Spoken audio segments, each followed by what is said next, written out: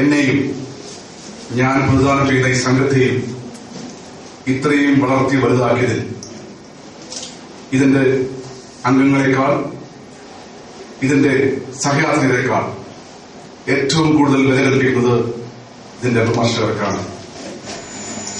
81 അവസാനം ഞാൻ ഈ സംഘത്തിൽ അംഗമാകുമ്പോൾ കേവലം 30 ആളുകൾ മാത്രമുണ്ടായിരുന്ന ഈ സംഘം ഇന്ന് 1800 അംഗങ്ങളും 40-ൽ പരം യൂണിറ്റും അതിനപ്പുറം 10,000-കണക്കിന് ബന്ധുജനങ്ങളുമുള്ള ഒരു മഹാപ്രസ്ഥാനമായി ഈ സംഘത്തെ കഴിഞ്ഞ 3 പതിറ്റാണ്ടിലധികമായി വളർത്താൻ കഴിഞ്ഞത് എന്റെ വിമർശകരാണ്.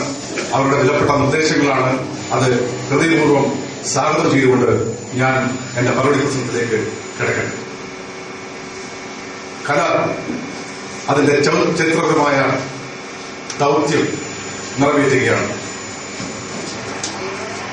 ഒരു സംഘാംഗത്തിന്റെ സർഗസൃഷ്ടിയെ അതിനെ വർഗപരമായും സൗന്ദര്യശാസ്ത്രപരമായും സാമൂഹികപരമായും ഭാഷാപരമായും വിലയിരുത്താനുള്ള വിവേകം എന്റെ സംഘാംഗങ്ങൾ, പ്രത്യേകിച്ച് എന്റെ മേഖല അതിന് നേതൃത്വം നൽകുന്ന നൌഷാദും ഇതര സംഘാംഗങ്ങൾ കാണിച്ചിരിക്കുന്നത് എന്നെ സംബന്ധിച്ചിടത്തോളം ഏറ്റവും സാർത്ഥകമായ ഒരു സാംസ്കാരിക ദൗത്യമായി ഞാൻ കാണുന്നു. കാരണം വിമർശകർ പലപ്പോഴും പറയാറുണ്ട്, കല, അതിൽ കലയില്ല. കലയിൽ കലാകാരന്മാരുടെ ഒരു സംഘമാണ്, എഴുത്തുകാരുടെ ഒരു സംഘമാണ്. കലയെയും സാംസ്കാരിക പ്രവർത്തനത്തെയും ഗൌരവമായി എടുക്കുന്ന ഒരു പറ്റം ആളുകളുടെ സംഘമാണ്. ഞങ്ങളെ സംബന്ധിച്ചിടത്തോളം കലാപ്രവർത്തനം, സാംസ്കാരിക പ്രവർത്തനം കേവലം വിനോദ ഉപാധിയല്ല, പിന്നെയോ ഞങ്ങളുടെ രാഷ്ട്രീയ പ്രവർത്തനത്തിന്റെ ഭാഗമാണ്.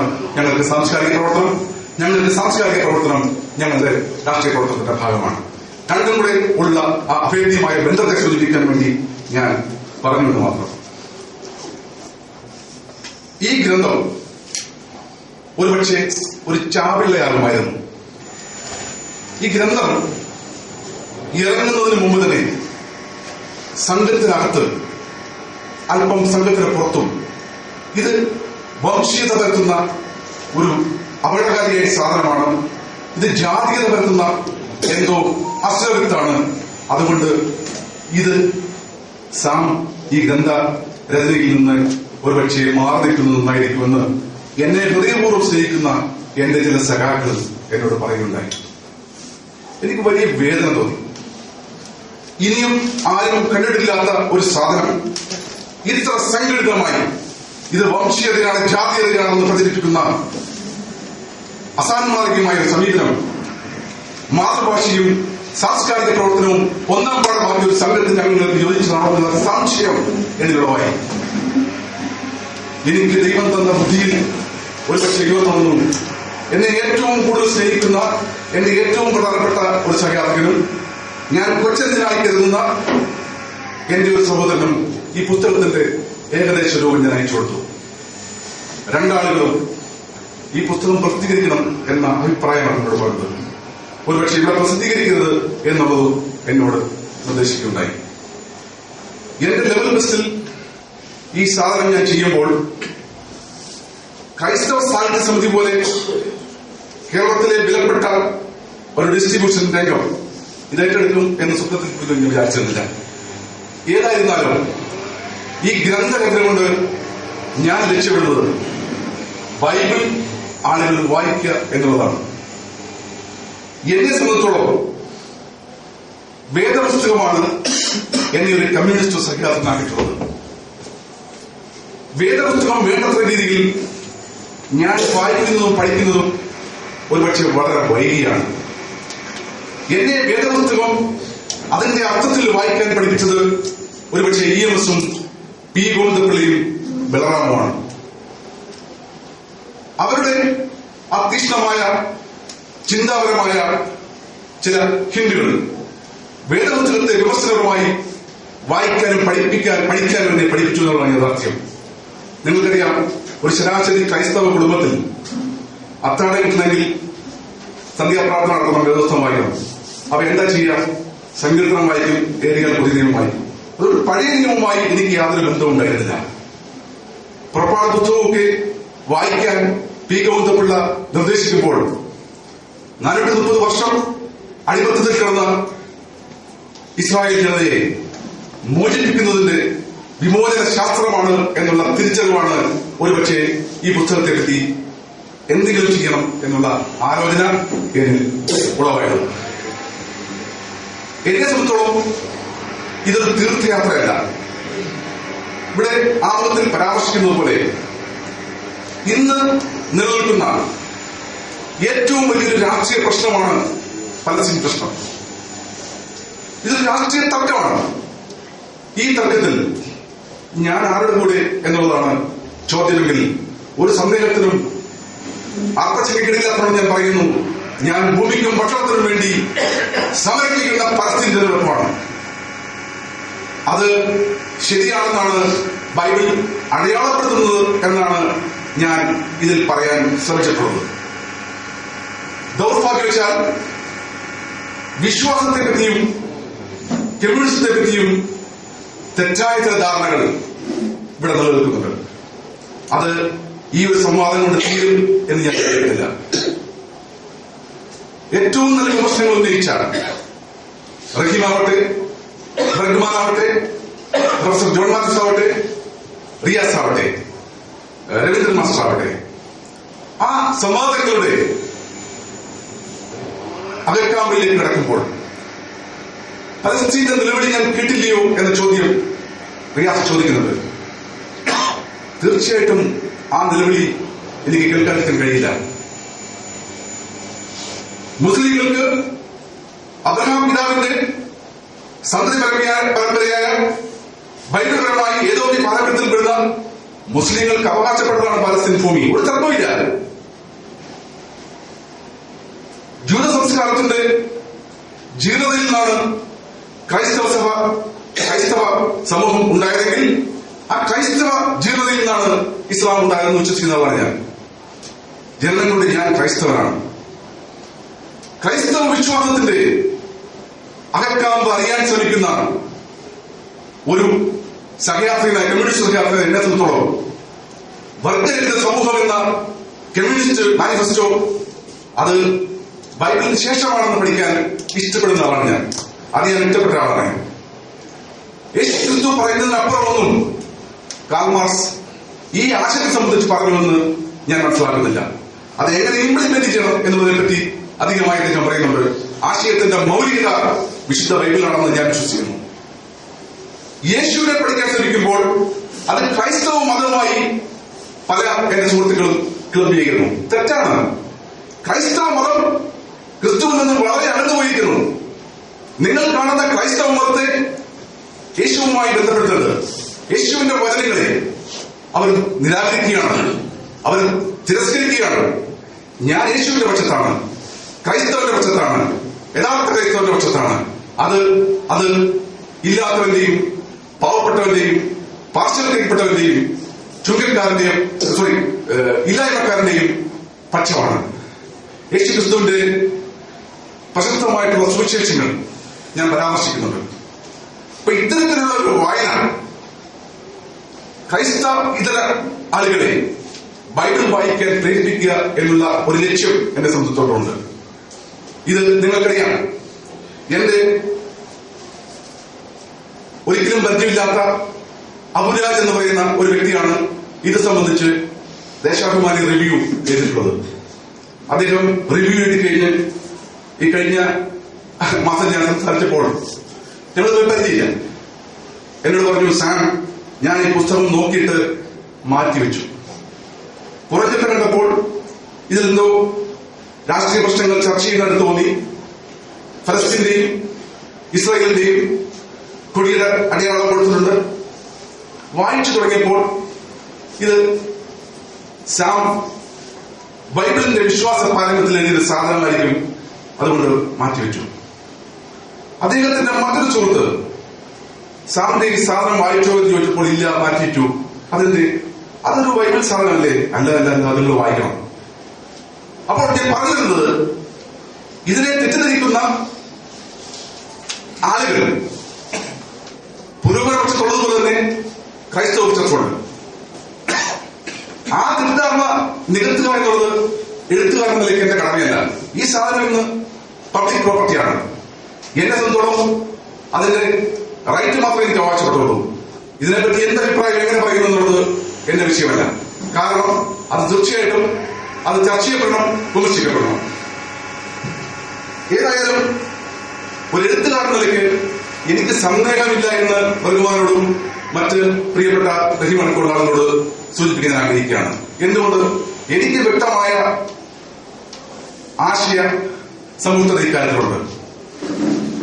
ഇന്ന് നിലനിൽക്കുന്ന സംഘടിത സഭയിൽ കമ്മ്യൂണിസ്റ്റ് പാർട്ടിയുമായി ഒരു സമരമുണ്ടായാൽ, ഒരു തർക്കമുണ്ടായാൽ ഞാൻ ഏത് പക്ഷത്താണെന്നുള്ളത് വ്യക്തമായി രണ്ടാമത്തെ പുസ്തകത്തിൽ ഞാൻ അടയാളപ്പെടുത്തിയിട്ടുണ്ട്.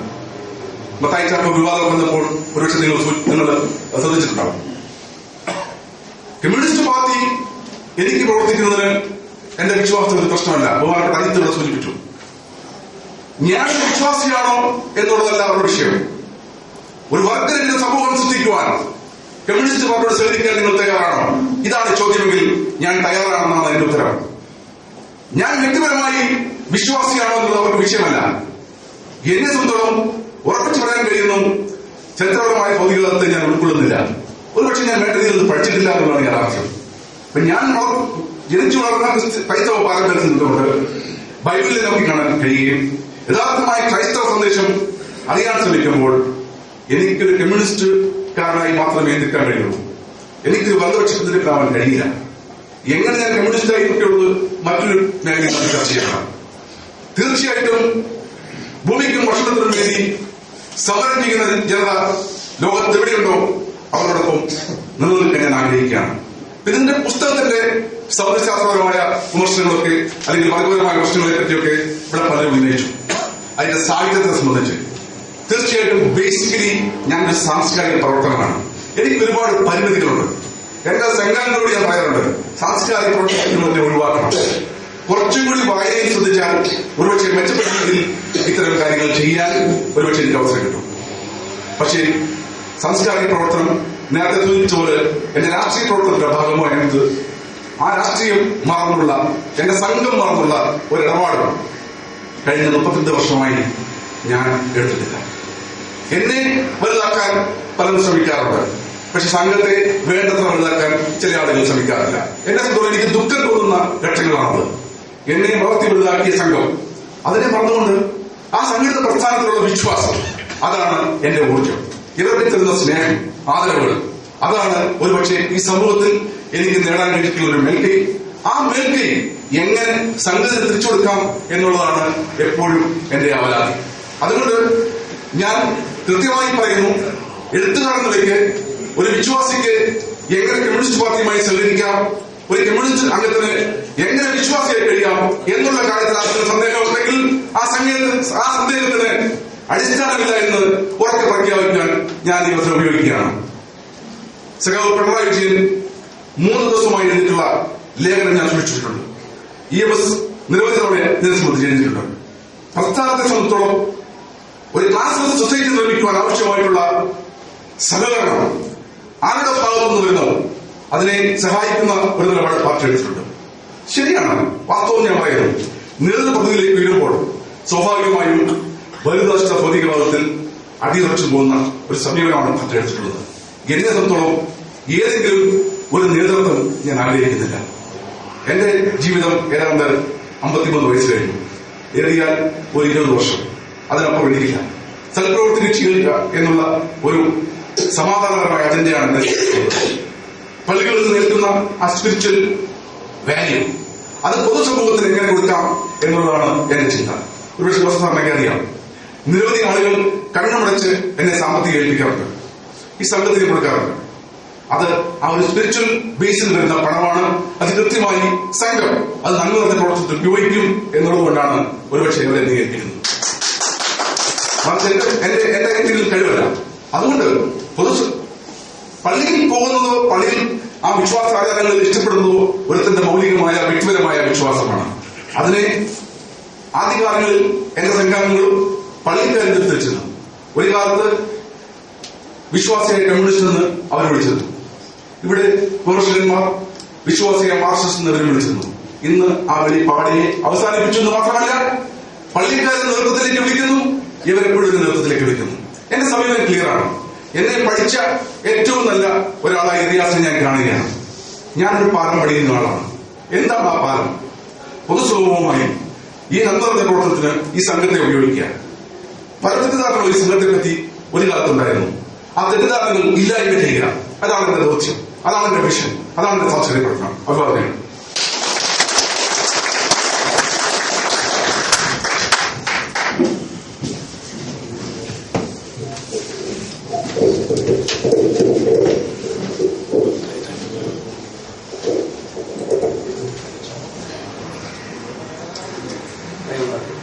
മണിയാകുമ്പോഴാണ്.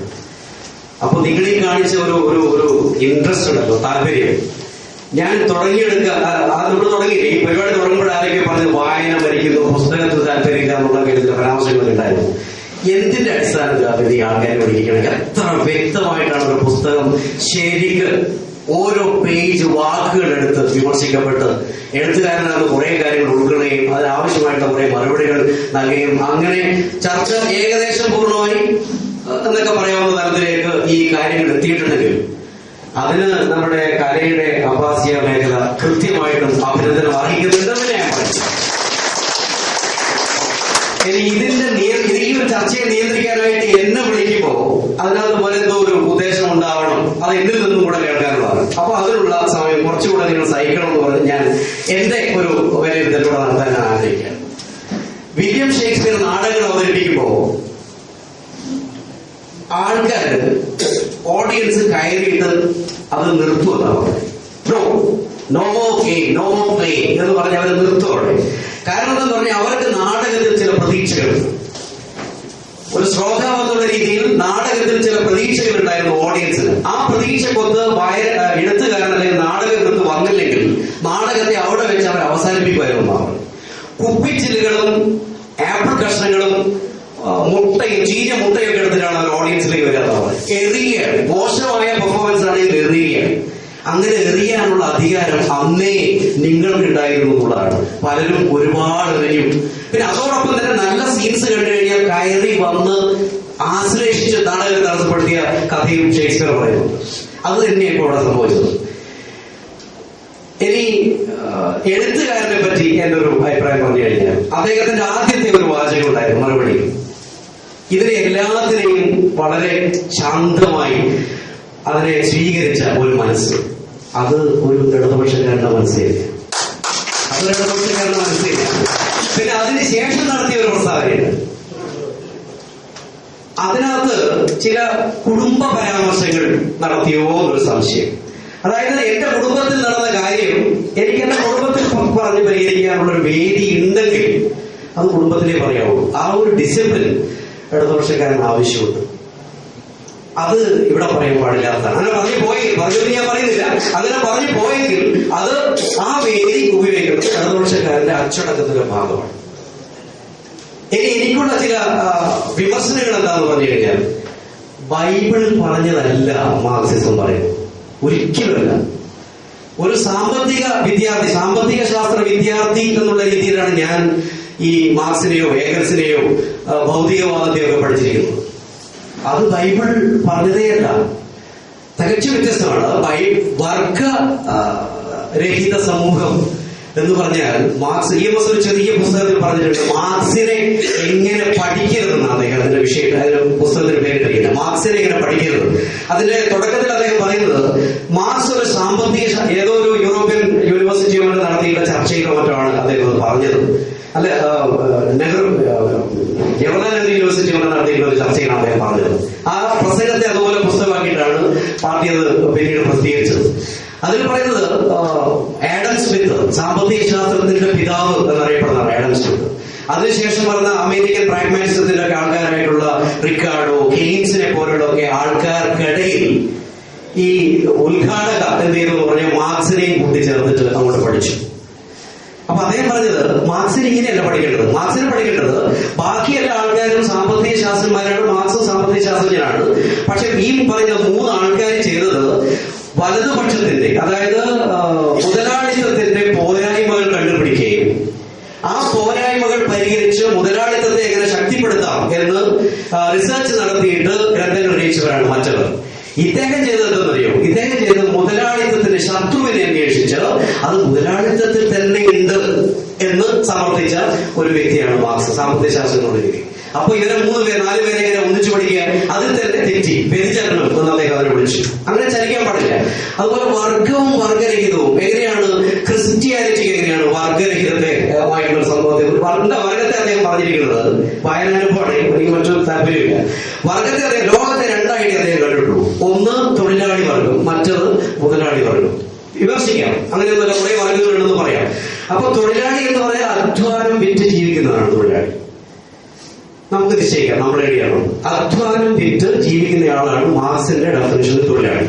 ക്യാപിറ്റൽ വിറ്റ്, മൂലധനം വിറ്റ് അതിന്റെ വാടകയിൽ നിന്ന് ജീവിക്കുന്നയാളാണ് മുതലാളി.